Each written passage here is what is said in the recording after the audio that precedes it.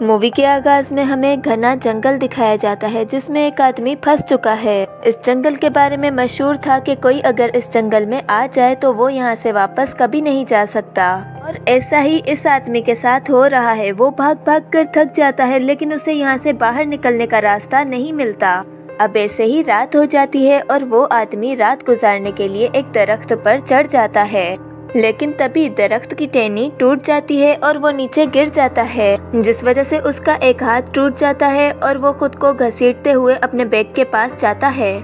और तभी उसे एक आवाज़ सुनाई देती है और जब वो अपने सामने देखता है तो वो डरकर जोर से चीखता है क्योंकि उसके सामने जो भी था वो उसे जान से मार देता है। जिसके बाद हमें मीना नामी लड़की दिखाई जाती है जिसकी मॉम की मौत 15 साल पहले हो गई थी।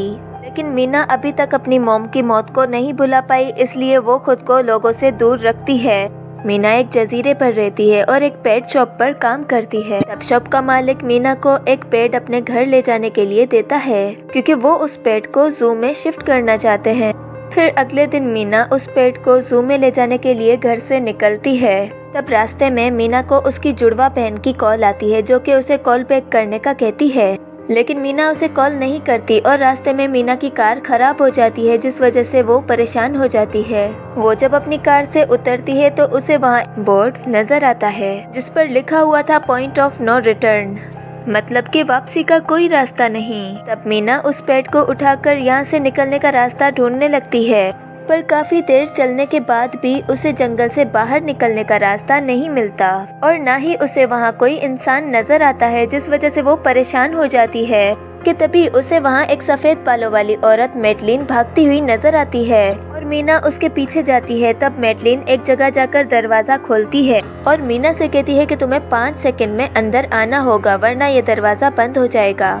ये सुनकर मीना अंदर जाती है तो उसे पता चलता है कि ये एक शेल्टर है और मीना यहाँ कियारा और डैनियल से भी मिलती है। तब मैडलिन मीना को बताती है कि हर रात इस शेल्टर के शीशे वाली विंडो से इस जंगल में रहने वाले मिस्टीरियस वॉचर्स हमें देखते हैं और जो भी रात को इस शेल्टर से बाहर जाता है तो वो वॉचर्स उसे मार देते हैं। फिर अगले दिन मीना अपने घर जाने के लिए वहाँ से निकलती है, लेकिन तभी कुछ ही फासले पर उसे एक खौफनाक क्रिएचर नजर आता है, मगर तभी मैडलिन आकर उसे बताती है कि तुम पहली हो जिसने यहाँ से भागने की कोशिश की है, लेकिन आइंदा ऐसे मत करना। फिर अगले दिन कियारा मीना को बताती है कि मैं अपने हस्बैंड के साथ यहाँ आई थी लेकिन मेरा हस्बैंड गुम हो गया और वो मुझे अभी तक नहीं मिला। कियारा का हस्बैंड वही आदमी है जिसे हमने मूवी के स्टार्ट में देखा था। कियारा मीना को बताती है कि मैं और डैनियल 5 महीनों से यहाँ फंसे हुए हैं और बाहर निकलने का रास्ता हमें नहीं मिल रहा। अब जंगल में घूमते हुए कियारा मीना को एक घड़ा दिखाती है और बताती है ये वॉचर्स दिन के टाइम इस घड़े में रहते हैं। जब तक हम सूरज की रोशनी में हैं तब तक वो वॉचर्स हमारा कुछ नहीं बिगाड़ सकते। तब मैडलिन कहती है कि वॉचर्स हमें कुछ नहीं करेंगे क्योंकि हम उनके रूल्स के हिसाब से यहाँ रह रहे हैं, लेकिन हमने अगर उनके रूल्स तोड़ने की कोशिश की तो वो हमें मार देंगे। वॉचर्स के रूल्स ये हैं कि शेल्टर रूम के शीशे कभी नहीं दिखाने, अंधेरा होने के बाद दरवाजा हमेशा बंद रखना है और उस गड्ढे के पास नहीं जाना जहाँ वॉचर्स रहते हैं। मैडलिन इन सबसे पहले जंगल में आई थी, इसलिए वो बताती है कि हम इन रूल्स को मानकर कई महीनों से यहाँ जिंदा रह रहे हैं। अब रात होने पर मीना शेल्टर रूम के शीशे पर अपनी उंगली मारकर आवाज करती है और कान लगाकर वॉचर्स को सुनने की कोशिश करती है, लेकिन उसे कुछ सुनाई नहीं देता। मगर थोड़ी देर बाद एक आवाज होती है तो मैडलिन मीना से कहती है कि तुम्हें शीशे की तरफ मुंह करके यहाँ खड़े रहना होगा ताकि वॉचर्स तुम्हें देख सके। फिर अगले दिन मीना डैनियल के साथ उस घड़े के पास जाती है क्योंकि वो उसके अंदर जाना चाहती थी। तब डैनियल उसे बताता है जो एक बार वॉचर्स को देख लेता है वो जिंदा नहीं बच पाता। ये सुनकर मीना को उसकी बात पर यकीन नहीं आता और वो कहती है कि मैं देखना चाहती हूँ कि वॉचर्स कैसे दिखते हैं। अब वो डैनियल की मदद से उस घड़े के अंदर जाती है जहाँ उसे 1992 का एक न्यूज़पेपर और कुछ और चीजें मिलती हैं कि तभी उसके पीछे एक वॉचर आता है, लेकिन मीना रोशनी में खड़ी थी इसलिए वो वॉचर उसके पास नहीं आता। मीना उन सब चीजों को उठाकर बाहर निकलती है। सब चीजें उन लोगों की थी जिन्हें वॉचर्स ने मार दिया था। अब रात को ये लोग उन चीजों में एक कैमरा देखते हैं जिससे इन्हें पता चलता है कि इनके ग्रुप के लोग मारे गए हैं। ये देखकर इन्हें बहुत दुख होता है। तब मैडलिन इन्हें खामोश करवाकर मीना से पूछती है कि तुमने घड़े के पास क्या देखा, तो मीना झूठ बोलती है कि मैंने कुछ नहीं देखा और तभी कोई दरवाज़ा खटखटाता है। दरवाजे के बाहर कियारा का हस्बैंड होता है।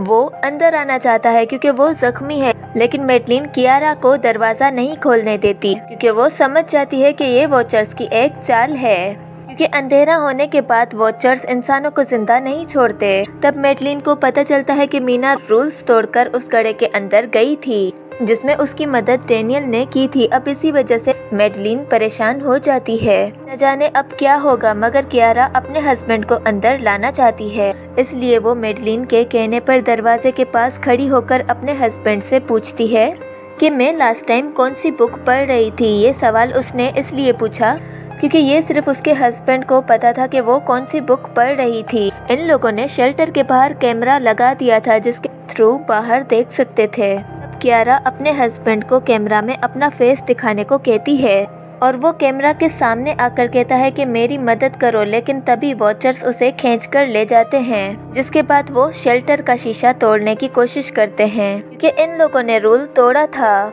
लेकिन मैडलिन इन सब के आगे खड़ी हो जाती है, जिसके कुछ देर बाद सब कुछ ठीक हो जाता है। अब जैसे जैसे वक्त गुजरता जाता है ये लोग एक दूसरे के खिलाफ होते जाते हैं। फिर एक दिन कियारा मीना से कहती है कि मैं अपने हस्बैंड के पास उस गड्ढे में जाना चाहती हूँ। ये कहकर वो गड्ढे में जाने लगती है कि तभी इन्हें डेनियल की आवाज़ सुनाई देती है, तो ये दोनों भागकर वहाँ जाती हैं। तो ये देखती हैं कि डेनियल ने मैडलिन को एक पेड़ से बांध लिया है और खुद वो वहाँ से भाग जाता है। कियारा डेनियल को पकड़ने के लिए उसके पीछे भागती है, जबकि मीना मैडलिन को खोलती है। अब सूरज डूबने ही वाला होता है, इसलिए ये दोनों शेल्टर की तरफ भागती हैं, लेकिन डेनियल पहले ही कियारा को अंदर बंद कर चुका था।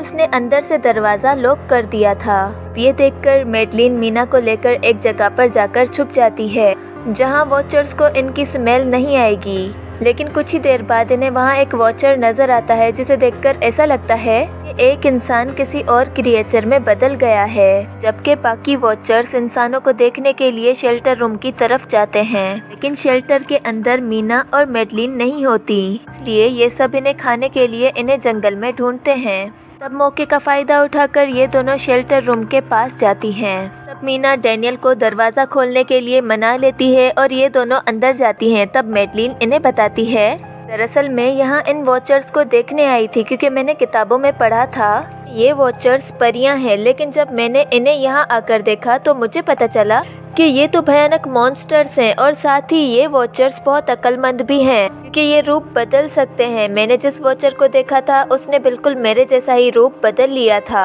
मैंने इस बात से अंदाज़ा लगाया कि वो हमसे हर रोज़ कुछ न कुछ सीखते हैं, इसलिए ये वॉचर्स हर रात हमें देखकर हमारी आदतों को, बातों को अपनाते हैं ताकि वो इंसानों जैसे बन सकें। अब इन्हीं बातों के दौरान वॉचर्स दरवाजे को ज़ोर ज़ोर से बजाते हैं। वो अंदर आकर इन्हें खाना चाहते थे, लेकिन तभी डेनियल को जमीन के अंदर एक बंकर मिलता है और ये सब बिना टाइम जाया किए बंकर के अंदर जाते हैं। ये बंकर जदीद आसाइशों से भरा हुआ था। तब मीना यहाँ रखा हुआ कंप्यूटर ऑन करती है और पता चलता है कि ये बंकर एक प्रोफेसर ने बनाया था। दरअसल प्रोफेसर उन वॉचर्स पर रिसर्च करना चाहता था, इसलिए वो पैसों का लालच देकर और लोगों को यहाँ लेकर आता था और रात के टाइम उन्हें ऊपर शेल्टर में छोड़कर खुद इस बंकर में आकर छुप जाता था और वो वॉचर्स उन इंसानों को खा जाते थे। अपनी सारी रिसर्च के बारे में बताते हुए प्रोफेसर कहता है कि ये वॉचर्स पहले परियां थी जो कि पहले इंसानों के साथ रहती थी, लेकिन फिर इंसानों ने इन्हें धोखा देकर इन्हें इस जंगल में फंसा दिया और बहुत साल जमीन के नीचे रहने की वजह से इनका जादू और इनके पर खत्म हो गए। मेरी पूरी रिसर्च के दौरान मैंने सिर्फ एक वॉचर ऐसी देखी जो रोशनी में भी बाहर आ सकती थी। वो अच्छी थी, उसने मुझे मारा नहीं, इसलिए मैं उसे यहाँ ले आया। उसने यहाँ रहकर मुझसे हर चीज़ सीख ली, मगर थोड़े अरसे बाद हमारी लड़ाई हो गई। अब कंप्यूटर में बहुत सारी वीडियोस थी, इसलिए मीना सबसे आखिर वाली वीडियो प्ले करती है जिसमें प्रोफेसर बताता है कि मैं अब उस वॉचर को और खुद को मारने वाला हूँ, लेकिन अगर यहाँ कोई फंसा हुआ है तो वो शाम को जिस तरफ परिंदे जाते हैं उस तरफ जाए। वहाँ एक नदी है जहाँ मेरी बोट खड़ी है जिसमें बैठकर तुम यहाँ से निकल सकते हो, और अगर कोई इस जंगल से बाहर निकलने में कामयाब हो जाए तो वो यूनिवर्सिटी जाकर मेरी की हुई सारी रिसर्च को तबाह कर दे, क्योंकि मैंने यहाँ आकर बहुत बड़ी गलती कर दी। मैं इंसानों और वॉचर्स को एक साथ नहीं रख पाया। फिर आज रात ये लोग बहुत खुश होते हैं क्योंकि इनको यहाँ से निकलने का रास्ता मिल गया है। फिर अगले दिन वो मीना के पेट की मदद से प्रोफेसर की बताई हुई नदी की तरफ जाने लगते हैं। तब रास्ते में इन्हें एक कब्र मिलती है जिसके बारे में मैडलिन इन्हें बताती है कि एक टाइम था जब ये वॉचर्स इंसानों के साथ रहते थे, लेकिन इंसानों ने इन्हें धोखा दिया, इन्हें इस जंगल में छोड़कर चले गए। और क्योंकि उन वॉचर्स ने अपने पर और जादू को भी खो दिया था, इसलिए ये इस जंगल से भी बाहर नहीं निकल सकते। अब सूरज डूबने वाला था, इसलिए ये लोग नदी की तरफ भागने लगते हैं कि इन्हें वॉचर्स की आवाज सुनाई देती है। अब जैसे ही ये लोग नदी के पास बोट में बैठने लगते हैं कि तभी एक वॉचर कियारा के हस्बैंड का रूप लेकर डैनियल को चकमा देकर उसे बुलाता है और उसे मार देता है। मगर ये तीनों बोट में बैठकर वहाँ से निकल जाती हैं कि इन्हें पता होता है कि वो वॉचर्स इस नदी को पार नहीं कर सकते। जिसके बाद मीना उस प्रोफेसर के कहने के मुताबिक यूनिवर्सिटी जाती है उसकी रिसर्च को तबाह करने। लेकिन यहाँ उसे पता चलता है कि जब वो वॉचर्स यानी परियां इंसानों के बीच रहती थीं, तब उनकी इंसानों के साथ शादी होती थी और उनके जो बच्चे पैदा होते थे वो किसी भी इंसान के रूप में बदल सकते थे। ये सुनकर मीना हैरान हो जाती है और तभी उसे कुछ तस्वीरें मिलती हैं जिसे देखकर वो काफी हैरान हो जाती है और वो उन तस्वीरों को लेकर कियारा के पास जाती है। तब कियारा उन तस्वीरों को देखकर हैरान हो जाती है क्योंकि उन तस्वीरों में मैडलिन थी। तब मीना कियारा को बताती है दरअसल मैडलिन ही उस प्रोफेसर की वाइफ है जिसकी बहुत सालों पहले कैंसर की वजह से मौत हो चुकी थी। प्रोफेसर अपनी वाइफ के साथ बहुत प्यार करता था, इसलिए वो उसके साथ रहना चाहता था। तभी प्रोफेसर को उन रूप बदलने वाले वॉचर्स के बारे में पता चला और उसने उस वॉचर को अपनी वाइफ मैडलिन की फोटो दिखाकर उस जैसा बना दिया। अभी ये बात चल रही थी कि तभी वहाँ असली कियारा अपने घर आती है, मतलब कि मैडलिन कियारा का रूप लेकर उसके सामने बैठी थी। तब मैडलिन कियारा को बेहोश करके मीना के ऊपर हमला करती है और उसे बताती है कि मैं एक ही थी जो उन वॉचर्स में से सबसे अलग थी, इसलिए वो सब मेरा मजाक उड़ाते थे। मैं दिन के टाइम भी बाहर निकल सकती थी, इसी वजह से उन्होंने मुझे वहाँ से बाहर निकाल दिया। ये सुनकर मीना उसे कहती है कि तुम अलग नहीं बल्कि खास हो, क्योंकि तुम आधी इंसान हो और आधी वॉचर हो। इसी वजह से तुम वॉचर्स के साथ भी रह सकती हो और इंसानों के साथ भी, और इसी वजह से तुम उस जंगल से बाहर निकल पाई। अब ये सुनकर मैडलिन के पास उसके पर और जादू वापस आ जाते हैं और वो मीना को छोड़कर वहाँ से उड़ जाती है। फिर मूवी के आखिर में दिखाया जाता है कि मीना अपनी जुड़वा बहन के साथ रहती है क्योंकि उन वॉचर्स से वो बहुत ज्यादा डर गई थी। तब वो अपनी बहन से कहती है कि मुझे लगता है कि वो वॉचर अभी भी मेरा पीछा कर रही है। तो उसकी बहन कहती है कि तुम्हें कुछ नहीं होगा क्योंकि मैं तुम्हारे साथ हूँ।